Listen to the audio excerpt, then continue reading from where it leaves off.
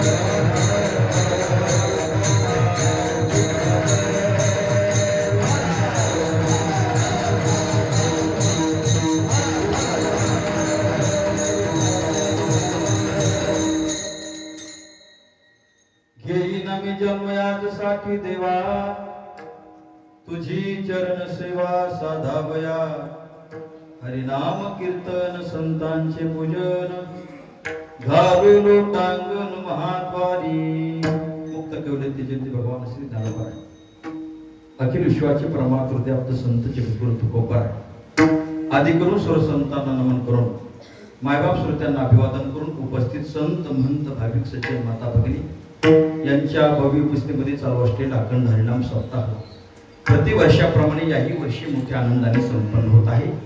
त्यानिमित्ताने सर्व आदरणीय उपस्थित अनुपस्थित परिचित अपरिचित सर्व गुरुजनांच्या चरणी नतमस्तक होऊन या ठिकाणी चिंतन रूपी सेवेला सुरुवात करतो.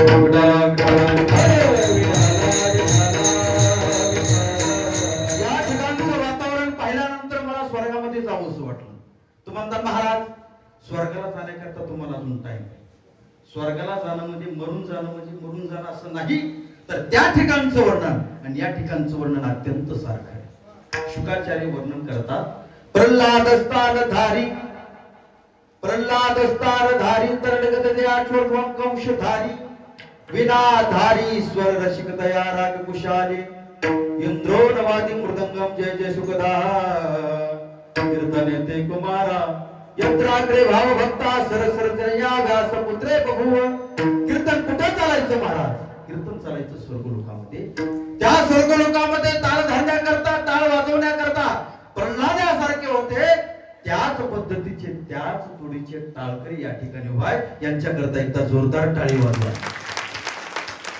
त्या स्वर्गलोकामध्ये गायन करण्याकरता अर्जुनासारखा महारथी वीर होता. त्याच पद्धतीचे त्याच तोडीचे गायनाचार्य आज माझ्या समोर या ठिकाणी उभा आहे. त्या स्वर्गलोकामध्ये श्रवण करण्याकरता परीक्षिती राजासारखे होते की ज्यांनी श्रवण केल्यानंतर 7 दिवसामध्ये मुक्ती प्राप्त होईल असे तीक्ष्ण आणि चाणक्य होते.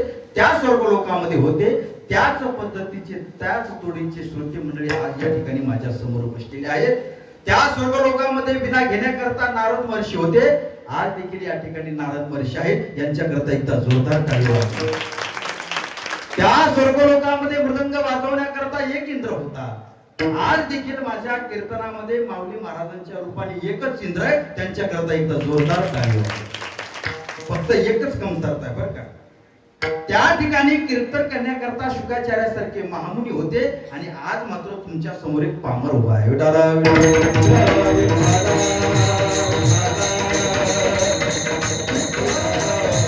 सुंदर अशा प्रकारचं नियोजन पिंपळटक्का म्हणजे या गावकऱ्यांनी या ठिकाणी सुंदर अशा प्रकारचं नियोजन केलं.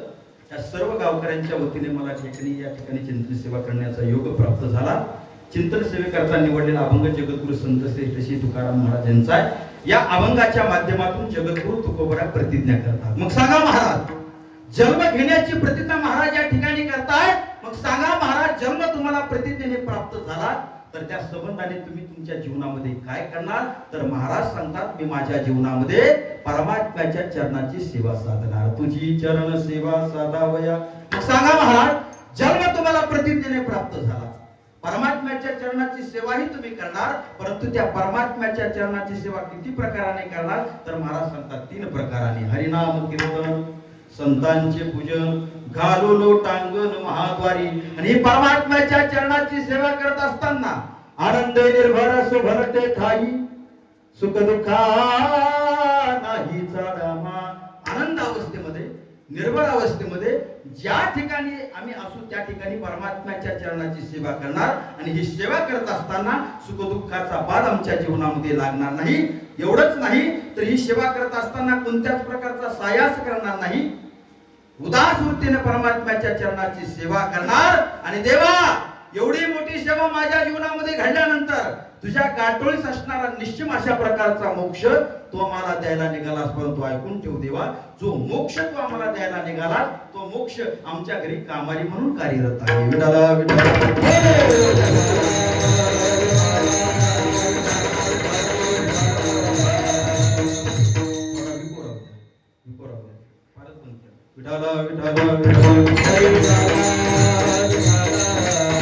महाराज अभंगाच्या माध्यमातून परमात्म्याची भक्ती इच्छितात.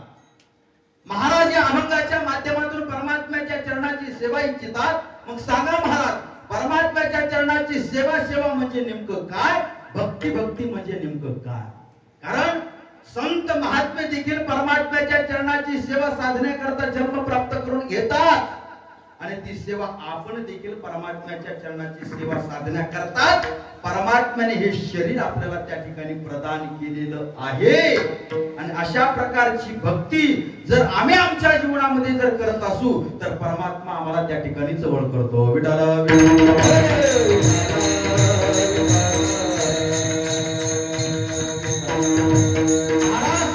आम्ही आमच्या जीवनामध्ये तो रस सेवन केला आणि इतरांना देखील सेवन करण्याकरता सांगितला. सेवितो हा रस वाटितो अनेका, क्या रे भोगू नका रान भरी, तुका म्हणे खातो आनंदाचे लाडू.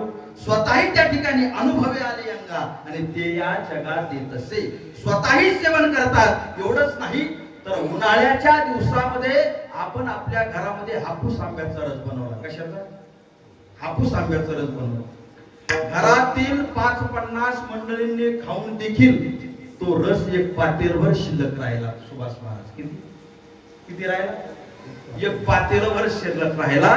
घरातली काही कंजूस मंडळी असते ना, ती पोरांना म्हणतात, हे पोरं हो, तो रस जो शिल्लक राहिलाय ना, तो रस सकाळी उठल्याबरोबर चहाच्या अगोदर घ्या.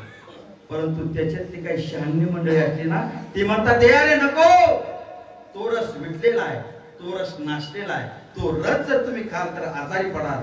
आजारी पडल्यानंतर तुम्हाला डॉक्टरकडे न्यावं लागेल आणि डॉक्टरकडे नेल्यानंतर तुमच्या नाका तोंडामध्ये नळ्या कोंबाव्या लागतील आणि आत गेलेला रस बाहेर काढावा लागेल. याचाच अर्थ असा आहे, व्यावहारिक कितीही चांगल्या प्रकारचा जरी रस असला तरी त्याला 4-8 तासाची मर्यादा आहे. परंतु परमात्म्याच्या चरणाचा जो रस आहे तो अविरत अशा प्रकारचा आहे.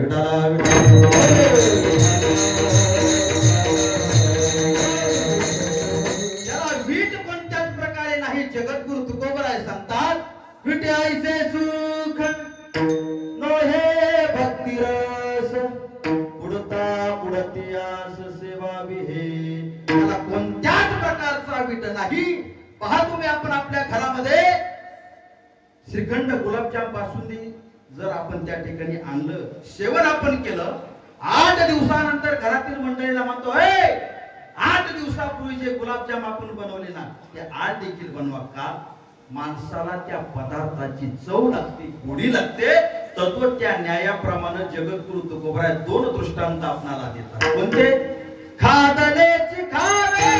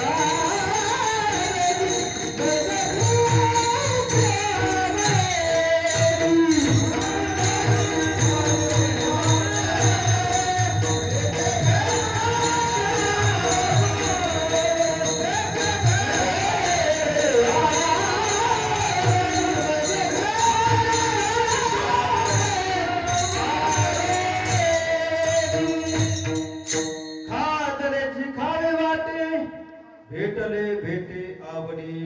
एकदा खाल्लेला पदार्थ माणसाला ज्याप्रमाणे खावा वाटतो त्याच पद्धतीने, त्याच न्यायाप्रमाणे भेटले भेटे आवडी. एखादा प्राणप्रिय पाहुणा आपल्या घरी जर आला, मुक्कामा करता थांबला, सकाळी आपण त्याला वाटा लावण्याकरता पिंपळ टाका बस स्टँड वरती वाटा लावण्याकरता जातो. बरोबर? प्राणप्रिय जर असला तर त्याला वाटा लावण्याकरता जातो. तो एसटी मध्ये बसलेला, आपण बाहेर त्या ठिकाणी उभा आहे आणि आपण त्या पाहुण्याला काय म्हणतो? या बरं का परत म्हणतो का नाही? परंतु त्या पाहुण्याने जर कंटाळा आणला आणि तो जर म्हणला येऊ का परत, तर आपलं मन म्हणतो तो तिकडच वाटलं होती, माझी पुन्हा भेट घेऊ नको.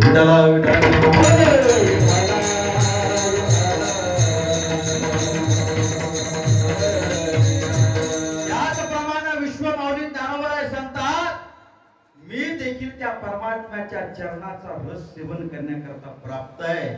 परंतु त्या परमात्म्याच्या भक्तीचा रस सेवन करत असताना माझी कधीही तृप्ती झाली नाही.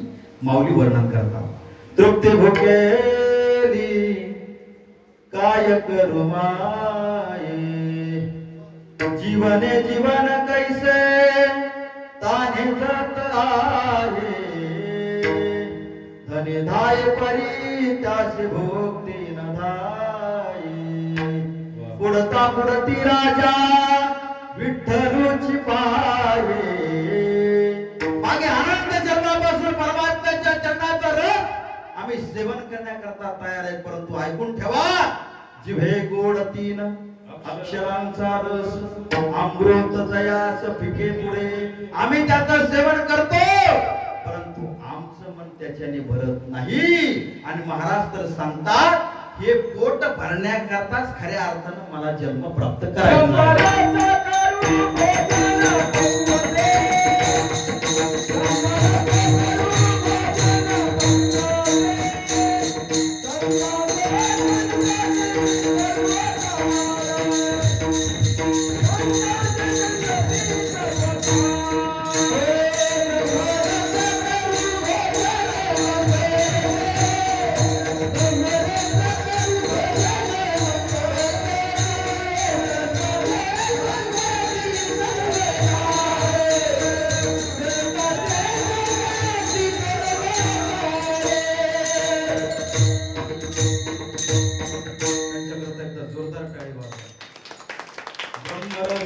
भोजन पंगती संतांचे संगती सर्व काळ ब्रह्मरस घी काढा जेने पिढा वारेल. आणि ह्याच्या करताचे पोट भरण्याकरताच खऱ्या अर्थानं मला जन्म त्या ठिकाणी घ्यायचा आहे. कारण प्रतिज्ञा जगद्गुरु तुकोबरायांनी जन्म घेण्याची केलेली, कारण या जगताच्या पाठीवर आपण जर पाहिलं तर अनेक जणांनी प्रतिज्ञा केल्या, समाजाच्या समोर केल्या, लोकांच्या समोर केल्या, परंतु सर्वांच्याच प्रतिज्ञा फलीभूत झाल्यात असं उदाहरण तुम्ही मला दाखवा. या जगतामध्ये एक नाट्य व्यक्तिमत्व होऊन गेलं ज्याची शारीरिक बलाच्या बाबतीमध्ये ज्याची कुणी बरोबरी करू शकत नाही, सांपत्तिक बलाच्या बाबतीमध्ये ज्याची कुणी बरोबरी करू शकत नाही, आणि कौटुंबिक बलाच्या बाबतीमध्ये देखील ज्याची कुणी बरोबरी करू शकत नाही, असं एक नाट्य व्यक्तिमत्व या जगताच्या पाठीवर होऊन गेलं. त्या व्यक्तिमत्वाचं नाव आहे राजा काय राजा रावण. काय नाव आहे? काय नाव आहे? झोपू नका नंतर झोपायला मोबाईल. विठाला विठाला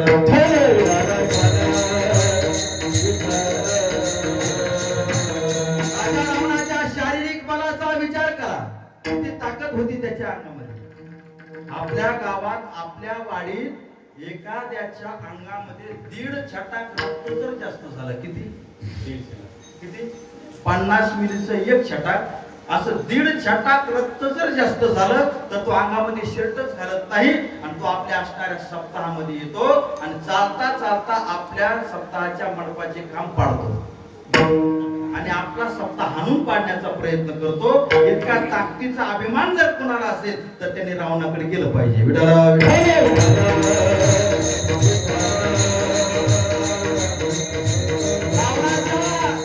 ताकदीचं वर्णन रामायणामध्ये केलेलं आहे. कैलाशोपी दशाननेन तुलित. राजा रावण रस्त्यावरून चालला होता कैलास पर्वताच्या जवळ.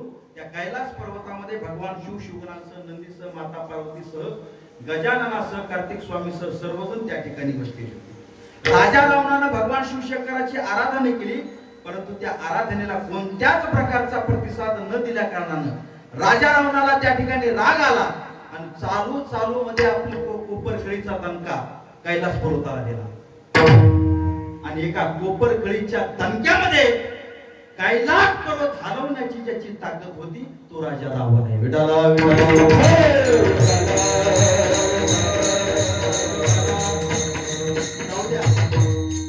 शारीरिक बल मी आपल्याला सांगतोय.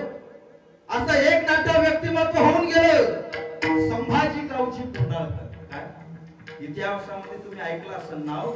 शत्रूंनी जर शत्रूच्या सैन्याकडून एखादा चौताळेला, माजलेला, पिसाळेला हत्ती जर आला तर हा समृद्ध दिशेने त्या ठिकाणी संभाजी गावची पुंडाळकर त्या हत्तीच्या दिशेने जायचा. समोर गेल्यानंतर त्या ठिकाणी पिसाळेला, चौताळेला, माजलेल्या हत्तीच्या जवळ गेल्यानंतर त्याच्या शेपटीला पकडायचा. जसं आपण आपल्या घरामध्ये एखाद्या मांजराच्या पिलाची शेपटी पकडून आपण दाराच्या बाहेर फेकून देतो, तर त्या न्यायाप्रमाणे संभाजी गावची पुंडाळकर हत्तीच्या शेपटीला पकडायचा आणि असा वर उचलून गर गर गर गर गर गर फिरवायचा, फेकून द्यायचा, तो डायरेक्ट पिंपळ टाका फाटा. विठाला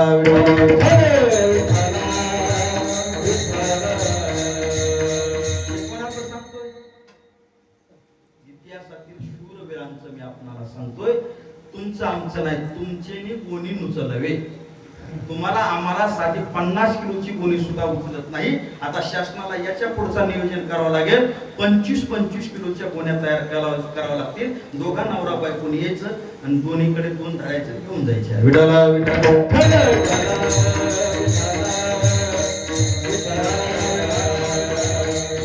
त्याच्या शारीरिक बलाचा विचार सोडून द्या, त्याच्या सांपत्तिक बलाचा विचार करा. लंके माझी घरे किती त्या ऐका, सांगत असे संख्या जैशी तैसी. 5 लक्ष घरी पाषाणाची जेते, 7 लक्ष तेथे विटवंती. कोटी घरे जेते काशाने तांब्याची, शुद्ध कांचनाची सप्तकोटी. तुका म्हणे ज्याची संपदा एवढी, सांगा ते केवढी गेली नाही. एवढी मोठी संपदा राजा रावणाची. राजा रावण सकाळी उठल्यानंतर नित्यनेम आटोपल्यानंतर ज्यावेळेस डोक्यावरती रत्नजरी सोन्याचा मुकुट धारण करायचा. कशाचा? डोक्यावरती रत्नजरी सोन्याचा मुकुट धारण करायचा आणि समुद्राच्या कडेला फिरण्याकरता जायचा. दिवसभर वागवलेला रत्नजरी सोन्याचा मुकुट संध्याकाळी घरात येण्याच्या पूर्वी शिळा झाला म्हणून रत्नजरी सोन्याचा मुकुट समुद्रामध्ये फेकून द्यायचा. कशाचा? सोन्याचा रत्नजडीत मुकुट संध्याकाळी घरात येण्याच्या पूर्वी समुद्रामध्ये फेकून द्यायचा. कोणाचं सांगतोय मी? राजा रावणाचं. तुमचं सांगतो. तुम्ही आम्ही पिंपळटक्का फाट्यावरून आपल्या घरी येत असताना जर आपली फाटकी टोपी जर कुठं पडली तर ती फाटकी टोपी आणण्याकरता परत आपण जातो, परंतु ती फाटकी टोपी सोडत नाही. ही तुमची आमची श्रीमंती.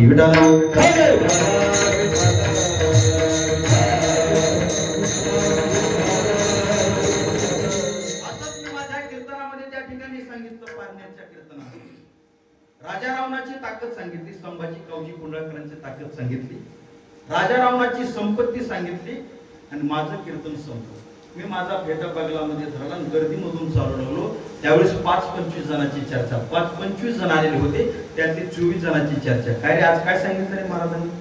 काय त्या संभाजी कावजी कुंडळकरांची ताकद, काय त्या राजा रावणाची ताकद, काय त्याची संपत्ती, काय रे खरंच असेल काय? कोण म्हणते? 24 जण. काय रे खरंच असेल काय? त्यातले 23 जण म्हणले त्यांचा तो धांदा आहे फोक सोडायचा. What is name by folk? Folk या शब्दाचा अर्थ नाना मला अजून बी कळला नाही. त्याच्या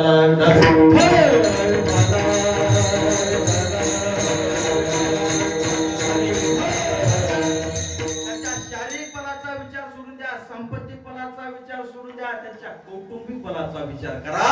त्याच्या कौटुंबिक बलाचा विचार जर आपण केला तर राजा रावणाला किती बायका होत्या? 80,000.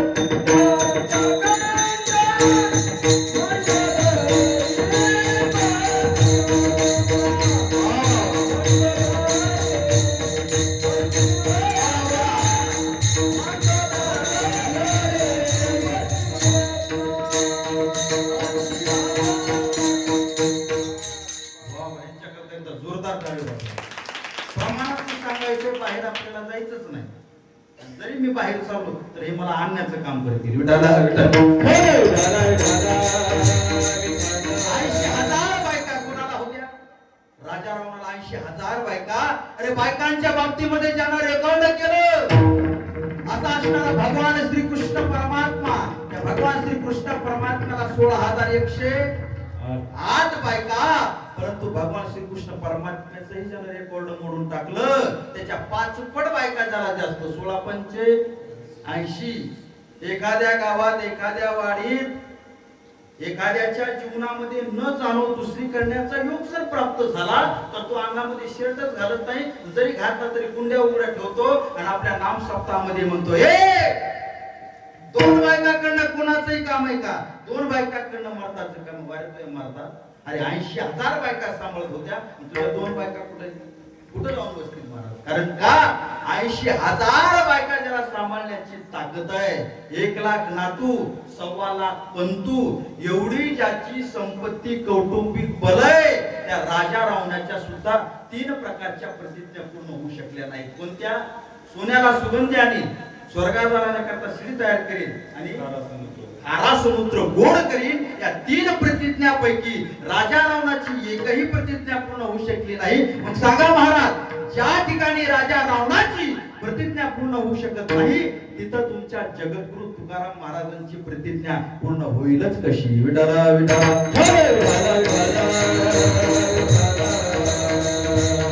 आणि हे काय का प्रतिज्ञा त्यांच्यात पूर्ण होतात जे प्रतिज्ञेविषयी दृढतम स्वरूपाचा आत्मविश्वास बाळगतात.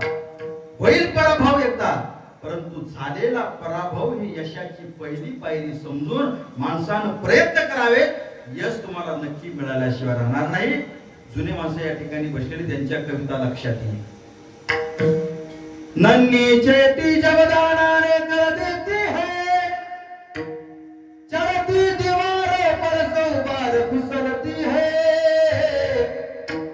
आखिर उसकी मेहनत बेकार नहीं होती, कोशिश करने वालों की हार नहीं होती.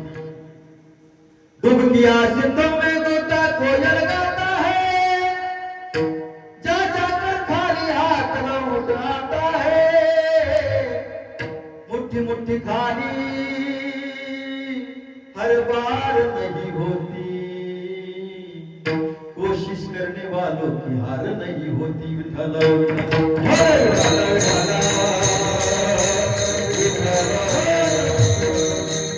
अरे एका स्त्रीने त्या ठिकाणी प्रतिज्ञा केली. हजारो स्त्रियांच्या ठिकाणी असणारी ताकद तिच्या एकटीच्या ठिकाणी त्या ठिकाणी निर्माण झाली. त्या रणरागिणीचं नाव आहे लक्ष्मीबाई झाशीची राणी. तिने आपला छोटासा मुलगा पाठीला बांधला, झाशीच्या किल्ल्यावरून घोडा उडवला आणि तिने प्रतिज्ञा केली. काय? मेरी झाशी नाही दूंगी. त्यांच्या आत्मविश्वासाने त्यांच्या प्रतिज्ञा त्या ठिकाणी प्रतिज्ञा पूर्ण झाल्या. आम्ही देखील आमच्या जीवनामध्ये प्रतिज्ञा करतो, परंतु त्या प्रतिज्ञा न सांगितलेल्या पाहिजे. तुमच्या आमच्या जीवनामध्ये स्वार्थी अशा प्रकारचा स्वभाव होऊन बसलेला आहे आणि त्या स्वार्थीपणाचा कळस आपल्या जीवनामध्ये घडलेला असतो. त्याला म्हणतात स्वार्थमूलक प्रतिज्ञा.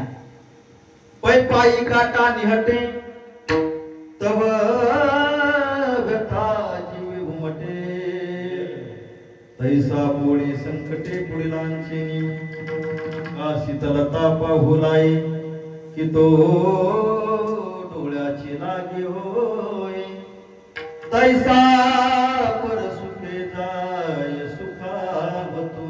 मी तुम्हाला सांगतो, आज की दुनिया में आदमी, बरं का, आज की दुनिया में आदमी अपने दुख से इतना दुखी नहीं है जितना दूसरों के सुख से हो रहा है. ऐका बरं, तुम्हाला परत सांगतो, आज की दुनिया में आदमी अपने दुख से इतना दुखी नहीं है जितना दूसरों के सुख से हो रहा है. पुढचा ऐका. अरे किसी की दौलत देखकर हैरान मत होना, किसी की दौलत देखकर हैरान मत होना, खुदा आपको भी देगा, परेशान मत होना. विठाला विठाला.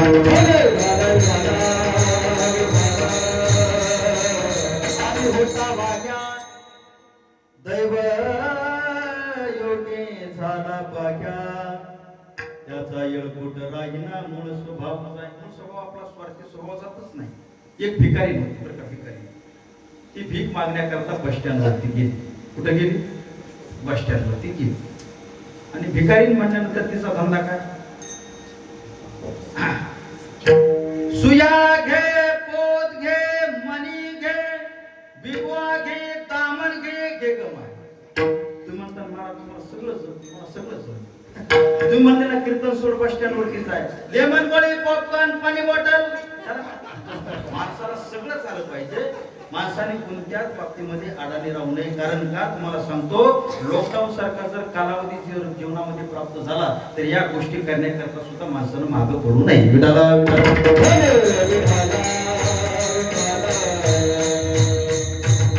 आणि मी तुम्हाला सांगतो, ज्यांनी आपल्या जीवनामध्ये खऱ्या अर्थाने कोणत्याही प्रकारचे व्यवसाय केले त्यांनी खऱ्या अर्थाने आपले संसार टाकले.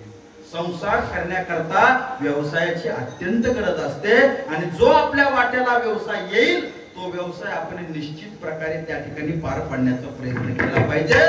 कलेक्टर साहेबांचा ताफा त्या ठिकाणी ज्या ठिकाणी ती भिकारी भीक मागत होती त्याच बस स्टँड वरती अर्थात पिंपळटक्का नाम गावाच्या बस स्टँड वरती कलेक्टर साहेबांचा ताफा पाठीमागच्या महिन्यामध्ये तुम्हाला माहित नाही फक्त मला कलेक्टर साहेबांचा ताफा त्या ठिकाणी आला आणि कलेक्टर साहेबांनी पीएला सांगितलं पीए गाडी थांब. हरिदास गाडी थांबवली. गाडी थांबवल्यानंतर म्हटले पाण्याची बॉटल घेऊन. उन्हाळ्याचे दिवस होते.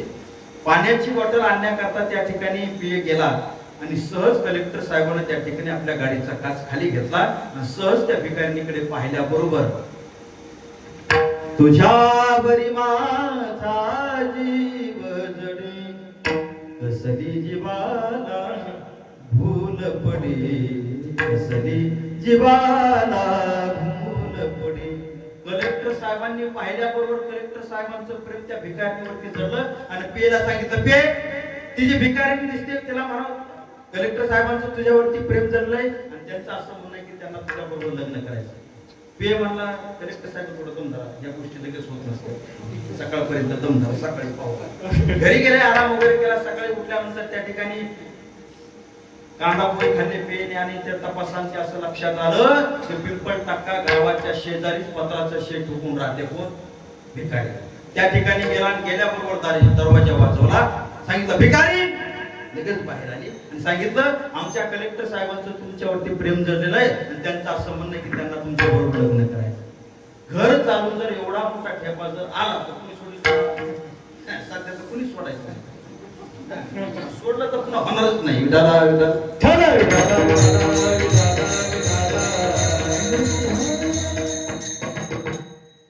सगळं लग्नाची तयारी झाली. लग्न जमलं मंडप टाकला सुंदर अशा प्रकारची माईक सिस्टीम लावली. लग्नाला आम्हाला त्या ठिकाणी बोलवलं म्हणजे महाराज मंगलाष्टक म्हणला. मंगलाष्टक आम्ही पहिली सुरुवात केली. सुवास महाराज मुलगा कृष्ण मुलगी जशी राधा तिला झाली रोगाची बाधा सावधान. मंगलाष्टक संपले. मंगलाष्टक वेळ कमी असल्या कारणाने एकच झालं. मंगलाष्टक झाल्यानंतर कोणता कार्यक्रम असतो नाव घ्यायचा कार्यक्रम. नाव घ्यायचा कार्यक्रम असंच मी जालन्याला माझ्या मित्राच्या लग्नाकरता गेलो बरं का. जालन्याला माझ्या मित्राच्या लग्नाकरता गेलो. मित्राकडे जर पाहिलं तर मित्र एकदम त्याच्या डोक्यावरती एकही केस नव्हता. बायको जर पाहिली तर एकदम काळ डांबरच.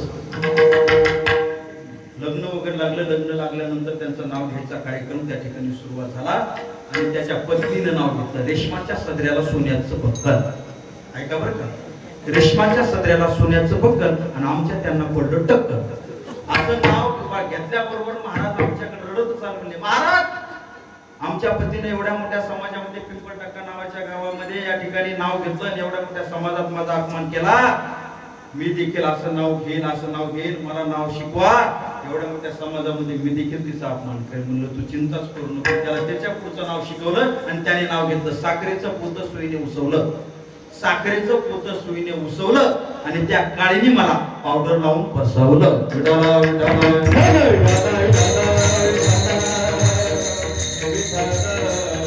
अरे अर्थानं जर पाहिलं तर ती भिकारीण जरी असली असायला परंतु दिसायला मात्र नक्षत्रासारखी सुंदर होती. आणि देवाचं वेगळं आहे महाराज. देव कधी कुठं कसं कधी कुणाला रूप घालेल सांगता येत नाही.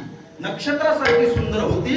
कारण काय तुम्हाला सांगतो उन्हाळ्याच्या दिवसामध्ये आणि तुम्हाला खरं सांगतो मेकअप वगैरे जे आहे सगळं होतं. कितीही तुम्ही त्याच्यावरती खर्च केला तर काही कोणत्याही प्रकारचा फायदा होणार नाही. पहा तुम्ही उन्हाळ्याच्या दिवसामध्ये आपण फेअर लवली विष्णू पावडर लावलं तर उन्हाळ्याच्या दिवसामध्ये आपण लग्न करता जातो आणि उन्हाळ्याचे दिवस असल्या कारणाने असा घाम येतो आणि आपल्या जवळ असणारा रुमाल काढतो. रुमाल आपण तोंड पुसून घेतल्यानंतर फेअर लवली पावडर विष्णू कुठे जाते रुमालामध्ये आणि आपल्या काळ्या रंगाला परत चकाकी येते. मी तुम्हाला खरं सांगतो ज्याला कोणाला आपला स्वरूपाविषयी अभिमान असेल ऐका बरं का परत ना ज्याला कोणाला आपल्या स्वरूपाविषयी अभिमान असेल त्यांनी घरी गेल्यानंतर फक्त आधार कार्डावरचे फोटो पाहिजे. जर तुम्हाला नाही चक्कर आली तर मला परत विचारायला या.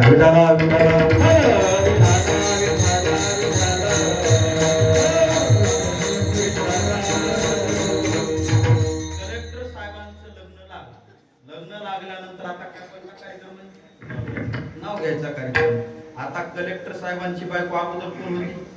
भिकारी. आणि लग्न झाल्यानंतर आता कोण आहे?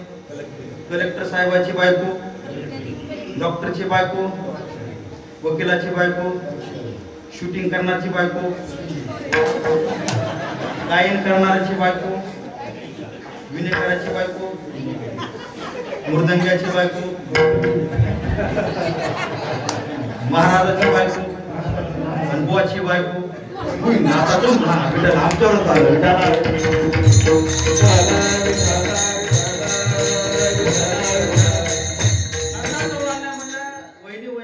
नाव घ्यायला त्या ठिकाणी सुरुवात केली. मी तिचा मूळ स्वभाव काय तुम्हाला सांगतोय. नंदा त्या ठिकाणी आला, नाव घ्यायला त्या ठिकाणी सुरुवात केली आणि तिने नाव घेतलं काय आहे का बरं का? चांदीच्या हत्तीला सोन्याचे पाय. चांदीच्या हत्तीला सोन्याचे पाय. आणि कलेक्टर साहेबांचं नाव घेते वाढव माय.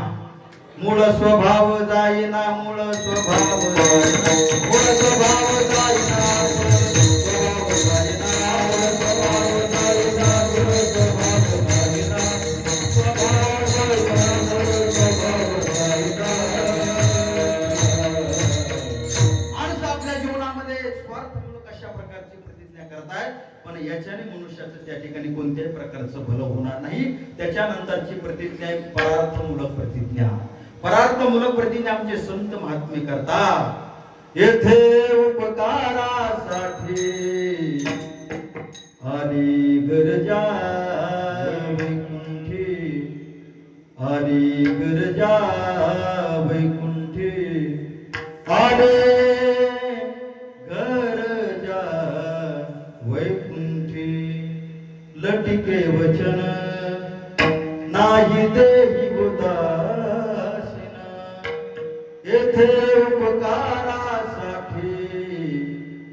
आणि गरजा वैकुंठी, आले गरजा वैकुंठी.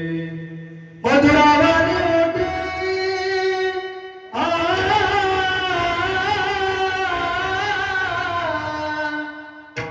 तुका म्हणवा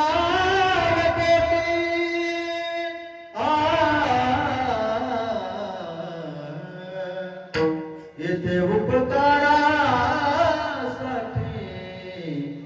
आणि गरजा वैकुंठी, आले गरजा वैकुंठी. जगाच्या कल्याणा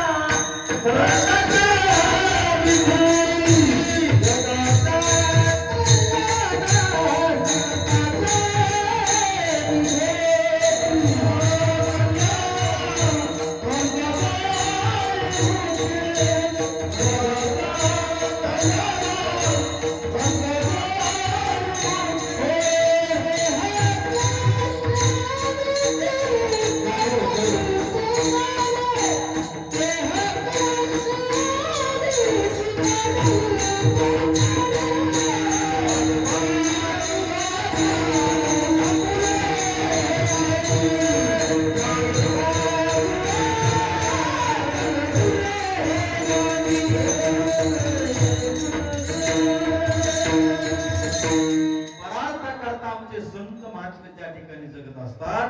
त्याच्यानंतरची प्रतिज्ञा राजकीय प्रतिज्ञा. राजकीय प्रतिज्ञा. स्वराज्य हा माझा जन्मसिद्ध हक्क आहे, तो मी मिळविणारच. कोण म्हटलं? कोणी प्रतिज्ञा केली? महाराष्ट्राचा जिवंत सिंह महाराष्ट्र केसरी, ब्रिटिश सरकारला तरतरून घाम फोडणारा, जिवंत ज्वलंत महाराष्ट्राचा पाणीदारपणा लोकमान्य टिळकांच्या रूपाने महाराष्ट्राला लाभलेला आहे. त्यांची प्रतिज्ञा आहे स्वराज्य हा माझा जन्मसिद्ध हक्क आहे आणि तो मी मिळविणारच, ही त्यांची प्रतिज्ञा आहे. आणि ऐका, अशाच प्रकारची राजकीय प्रतिज्ञा आमच्या छत्रपती शिवाजी महाराजांनी केली. रोहिणीश्वराच्या पवित्र शिवलिंगावरती गरमळी कापड तलवारीच्या पात्यानं 12 मावळ्यांची तरुण तरफदार पोरं एकत्रित केली. 12 मावळ्यांच्या पोरांच्या मुठी एकमेकांमध्ये गुंफल्या गेल्या. छत्रपती शिवाजी महाराजांनी आणि मावळ्यांनी एकच प्रतिज्ञा केली, काय? का सुलतानशाहीला नेस्तनाबूत करण्याची आणि हे हिंदवी स्वराज्य संस्थापनेची प्रतिज्ञा केली. काय? हे राज्य व्हावे, तो श्रींची इच्छा. तेवढ्यामध्ये पलीकडच्या कोपऱ्यातून आवाज आला, तळकोकणात एका रांगड्या गड्याचा. पोलादाची छाती होती, त्याची लोखंडी दंत होते, आणि त्यांनी प्रतिज्ञा केली. आणि तो राजाला म्हणतो, राजे उडवायची उडवायची उडवायची. राजे आता ही सुलतानी सत्ता आता साफ उडवायची. खऱ्या अर्थाने त्या कालावधीमध्ये छत्रपती शिवाजी महाराजांनी, संभाजी महाराजांनी आणि मावळ्यांनी त्या ठिकाणी जर प्रतिज्ञा केल्या नसत्या तर या प्रतिज्ञा सांगण्याकरता आपण जिवंत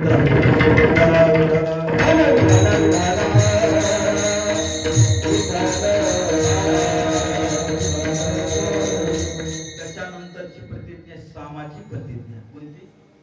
सामाजिक प्रतिज्ञा. स्वातंत्र्यपूर्व काळामध्ये कुठल्याही हत्याराविना ब्रिटिश सरकारला सळोकी पळून करून सोडणारे व्यक्तिमत्व, ज्यांना राष्ट्रपिता ही पदवी बहाल केली. अहिंसा तत्वज्ञानाच्या जोरावरती 150 वर्षाची ही असलेली गुलामगिरीची जोखडं या भारत वर्षातल्या जनतेला स्वातंत्र्याची सुख पहाट मिळवून देण्याचा केलेला यशस्वी प्रयत्न ज्यांनी केला त्यांना म्हणतात राष्ट्रपिता महात्मा गांधी बापूजी. म्हणून संत ते म्हणून असं त्यांचं वर्णन आहे. देती हमें आजाद बिना खड्ग बिना ढाल, साबरमती के संत तूने कर दिया कमाल, रघुपति राघव राजा. त्यांनी प्रतिज्ञा केली, जोपर्यंत माझ्या देश बांधवांना अंगावर वस्त्र नेसायला मिळत नाही तोपर्यंत हा मोहनचंद करमचंद गांधी पंचा घालून फिरणार, ही त्यांची सामाजिक प्रतिज्ञा.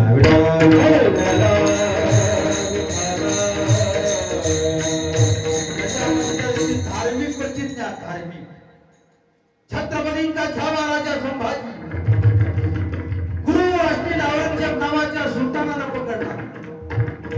पुणे जिल्ह्यातील तुळापूर नावाचं गाव, त्या ठिकाणी अनन्य छळ केला, अंगावरची कातडी सोडून काढली.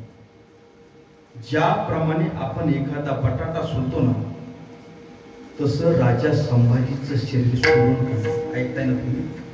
काय छळ सहन केला. धर्माकरता माणसं जगली. आता असं नेतृत्व या देशात परत कधी मिळणार नाही. छत्रपती संभाजी राजांना त्या ठिकाणी औरंगजेबानं पकडलं.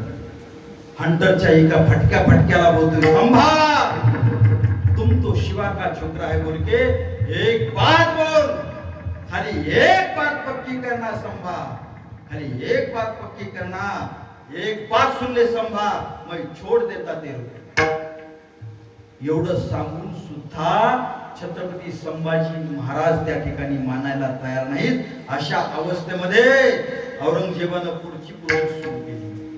टोकदार पानांच्या अनुकुचिदार टोकांनी राजांचे डोळे नेत्र उघड बाहेर काढले. ऐकताय ना तुम्ही?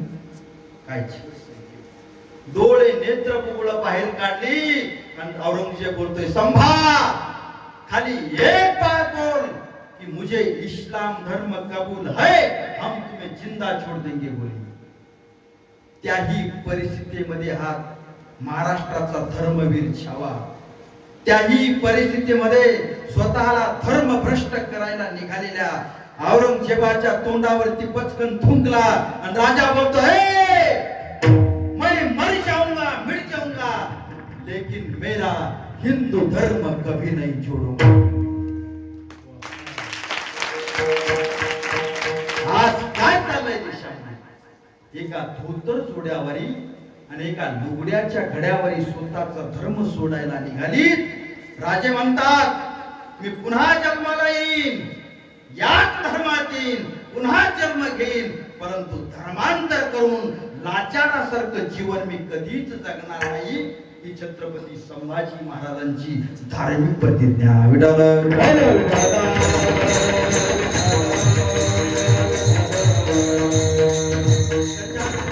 संतांची विश्वमाऊली ज्ञानोबरायांची प्रतिज्ञा 750 वर्षापूर्वी या महाराष्ट्रामध्ये सुंदर निराधम्य स्वच्छ ज्यांच्या हाताने या अलंकापुरीच्या भूमीमध्ये अवतरित झालेले ज्ञानेश्वर महाराज, त्यांची देखील प्रतिज्ञा आहे. काय? आनंदी भरीन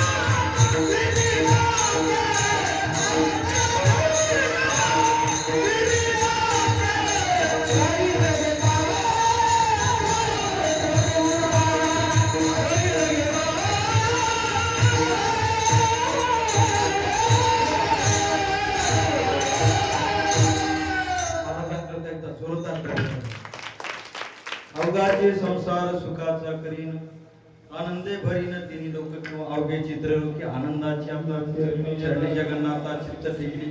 विश्वमाऊली ज्ञानोबराय ज्ञानेश्वरी मध्ये सांगतात ये मराठीची नगरी ब्रह्मविद्येचा सुकाळू करी घेणे देणे सुखची बरी हो या जगात. विश्वमाऊली ज्ञानोबरायांच्या त्या ठिकाणी प्रतिज्ञा आणि आमच्या जगद्गुरु तुकोबरायांनी देखील प्रतिज्ञा केली. ती प्रतिज्ञा अभंगाचं प्रथम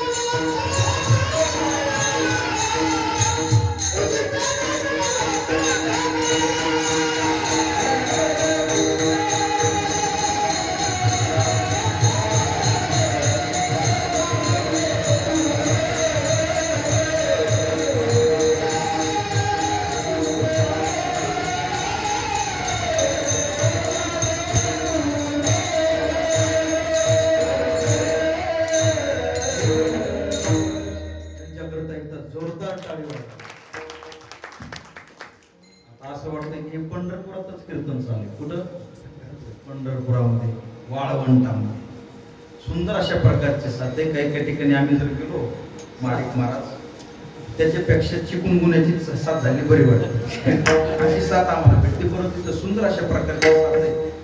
गायनाचार्याला तोड नाही. गायनाचार्य कसे मृदंगाचार्याचं बघायला सुंदर अशा प्रकारची महाराजांची सोनापुटा गावामध्ये म्हणजे आमचंच गाव आहे त्यांची सुंदर अशा प्रकारची संस्था आहे आणि आपल्याच गावातील असणारे अशोक महाराजांची संस्था आहे. या दोघांकरता एक जोरदार टाळी. एवढे मुलं जर एखाद्या सप्ताहामध्ये आणायचे म्हटले तर 7 दिवसाचे कमीत कमी 25,000 रुपये द्यावे लागतात. आता तुम्हाला संस्थेकरता काय द्यायचे ते तुमचे तुम्ही बघा.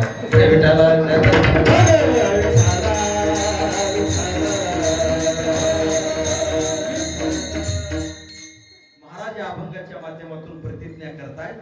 जन्म घेण्याची प्रतिज्ञा. तुम्हाला आम्हाला प्रश्न पडेल की जन्म घेण्याकरता प्रतिज्ञा करण्याची काय गरज आहे. तर तुम्हाला सांगतो जन्म घेण्याकरता प्रतिज्ञा करण्याची काय गरज आहे. तर जन्म हा माणसाला सहज मिळत असतो. माणसाच्या जीवनामध्ये पाप शिल्लक राहिलं तर त्या पापाच्या उपभोगाकरता पुन्हा जन्म. माणसाच्या जीवनामध्ये कर्म शिल्लक राहिलं तर त्या कर्माच्या भोगाकरता पुन्हा जन्म. केले कर्म झाले त्याची भोगा.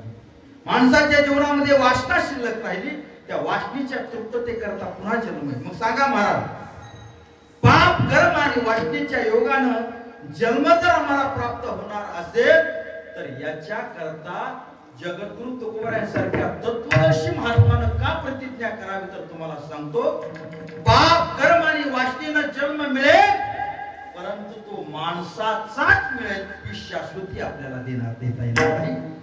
नाहीतर आपण पाहिलं, नाही तरी काय थोडी, नाही तरी काय थोडी श्वान सुकरे बापुडे, नाही तरी काय थोडी.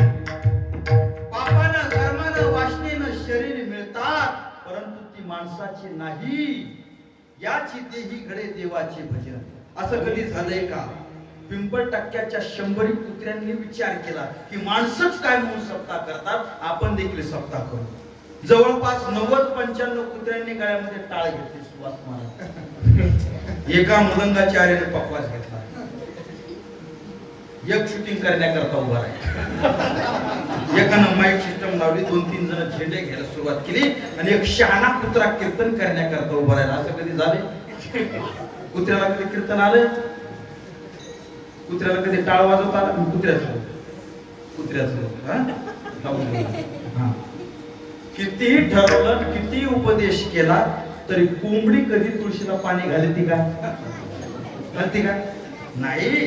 तसं आपण आपल्या जीवनामध्ये चांगल्या प्रकारचं परिवर्तन जर आपल्याला करायचं असेल तर याच शरीराच्या माध्यमातून हे परिवर्तन घडू शकतं. याची देही घडे देवाचे भजन आणि म्हणून परमात्म्याचं चिंतन याच शरीराच्या माध्यमातून आहे. म्हणून तर जगद्गुरु तुकोबराय सांगतात, येईन मी जन्म याचसाठी देवा कशा करता, तुझी चरण सेवा सदा तुझी चरण सेवा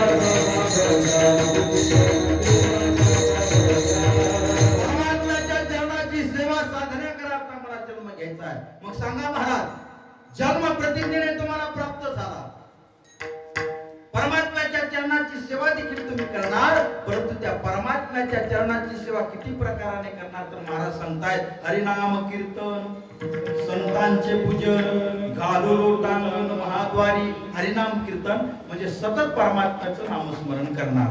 सततम कीर्तयंतो मा किंवा सदा नाम घोष करो हरिकथा कथा तेने सदा चित्ता समाधान दिनरजने हा चिनंदा रोगी मुरंगाची उपवाडे कामापुरतं झालंय.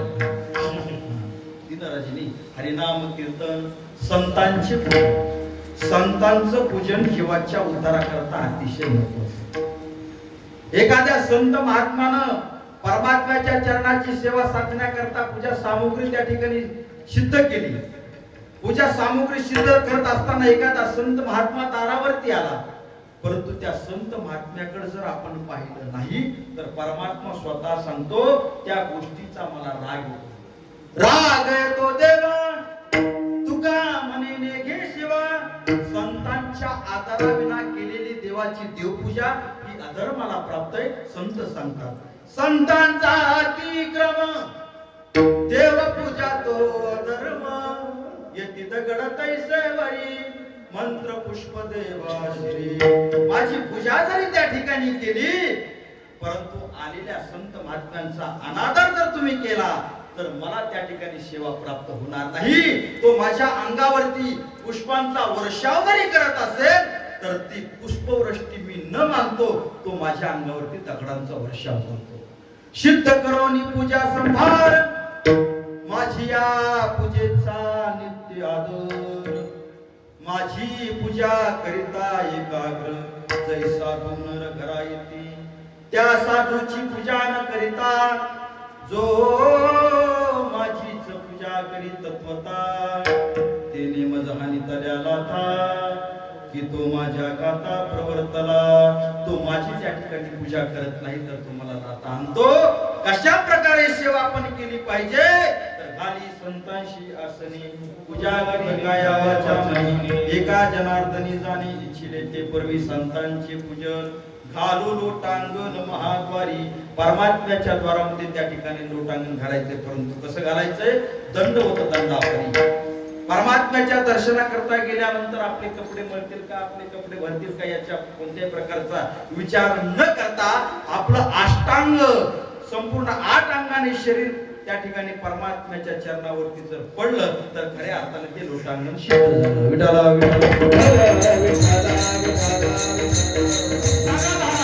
जन्म तुम्हाला प्रतिज्ञेने प्राप्त झाला. परमात्म्याची सेवा तुम्ही करणार, 3 प्रकाराने करणार. हरिनाम कीर्तन करणारे, संतांचं पूजन करणारे, परमात्म्याच्या द्वारामध्ये लोटांगण करणार. आणखी तुम्ही काय करणार? अभंगाचं 3रं चरण.